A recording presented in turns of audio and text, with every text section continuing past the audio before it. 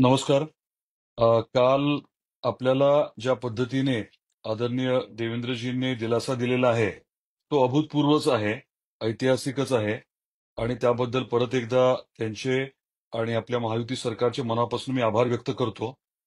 कालपासून खूप जणांचे फोन आले, बऱ्याच जणांबरोबर चर्चा झाली.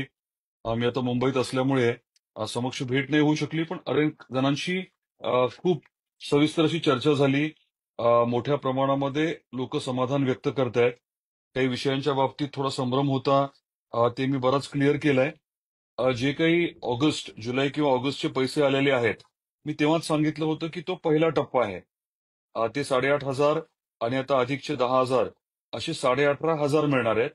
अनेकांचं पूर्ण क्षेत्र घेतलं गेलं नव्हतं. तर आता टप्प्याटप्प्याने पूर्ण 3 हेक्टर पर्यंतचं क्षेत्र घेतलं जाणार आहे. मी हे अनुदानाच्या बाबतीत बोलतोय.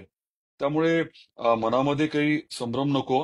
आपल्याला ₹18,500 प्रति हेक्टर हे जिरायती पिकांसाठी मिळणार आहेत. सोयाबीनच्या बाबतीमध्ये आता पीक कापणी प्रयोग चालू आहेत आणि अपेक्षा ही आहे की 30-35 हजारापर्यंत प्रति हेक्टर पैसे मिळायला हवेत. आदरणीय देवेंद्रजींनी काल 18,000 तरी किमान मिळतील, असं साधारणतः सांगितलंय आणि त्यापेक्षा जास्त मिळू शकतील हाही उल्लेख केलाय. आपल्याकडे प्रचंड नुकसान झाल्यामुळे हे पीक विम्याचे हेक्टरी पैसे जास्त मिळतील अशी माझी अपेक्षा आहे आणि त्या अनुषंगाने आपल्या सर्वांना आणि सर्व अधिकाऱ्यांना आपण बजावून सांगितलेलं आहे आणि अतिशय योग्य पद्धतीने पीक कापणी प्रयोग आहेत ते केले जात आहेत. आज मला आपल्याला अजून एक मोठं आणि महत्वाचं आवाहन करायचंय. आदरणीय देवेंद्रजींनी काल स्पष्टपणे सांगितलं की साधारण 10,000 कोटी रुपये हे पायाभूत सुविधा, जिथे रस्ता खराब झाला असेल, पुलाचा विषय असेल, कुठे बंधारे वाहून गेले असतील, असे जे विषय आहेत. आपल्या अनेक गावांमध्ये शेतरस्त्यांची आता वेगळी अडचण झाली आहे. अनेक ठिकाणी वेगवेगळे पायाभूत संबंधित ज्या अडचणी पुढे आल्यात, मग पाण्याचा विषय असेल, बोर पाण्याचं, पिण्याच्या पाण्याचं बोर असेल, विहीर असेल, पाणी पुरवठा योजना असेल, असे जे अतिशय महत्वाचे विषय आहेत, त्या बाबतीत आपल्याला आता प्राधान्याने विचार करावा लागणार आहे. आज या माध्यमातून मी आपल्या सर्वांना, मी धाराशिव जिल्ह्याच्या बाबतीत बोलतोय. आपण आपल्या गावामध्ये आता एक ग्रामसभा घेणं अपेक्षित आहे आणि आपल्या गावामध्ये पायाभूत सुविधेच्या अनुषंगाने प्राधान्यक्रमाप्रमाणे कुठलं काम घेणं गरजेचं वाटतंय.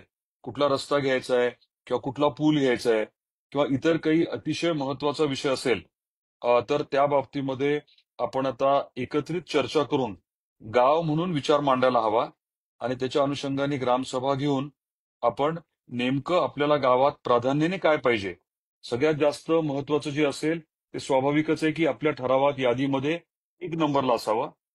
आपल्याकडे आता जिल्हा नियोजन समितीचा निधी उपलब्ध आहे. त्याच्यातला काही भाग याला वापरता येऊ शकेल आणि राज्य सरकार देखील आपल्याला या बाबतीमध्ये मोठी मदत करते. आपल्या बांधकाम विभागाकडनं, जलसंपदा विभागाकडनं, जलसंधारण विभागाकडनं आणि जिल्हा परिषदेकडनं पायाभूत सुविधांचं जे काही नुकसान झालंय, त्या बाबतीतल्या याद्या उपलब्ध करून देण्यात आलेल्या आहेत.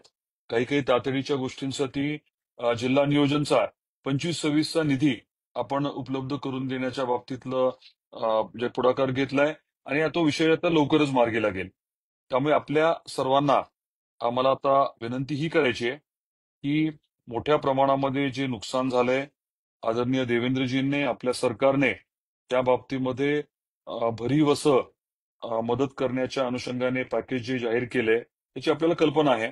आणि आता महत्वाचा दुसरा मुद्दा काय आहे की प्रत्येक गावामध्ये जे कामं गरजेची वाटतात, त्याबद्दल प्राधान्यक्रम ठरवणं आणि ग्रामसभेचा ठराव देणं, म्हणजे त्याला एक वेगळी लीगल सँक्टिटी येते, त्याला एक वेगळं महत्व येतं.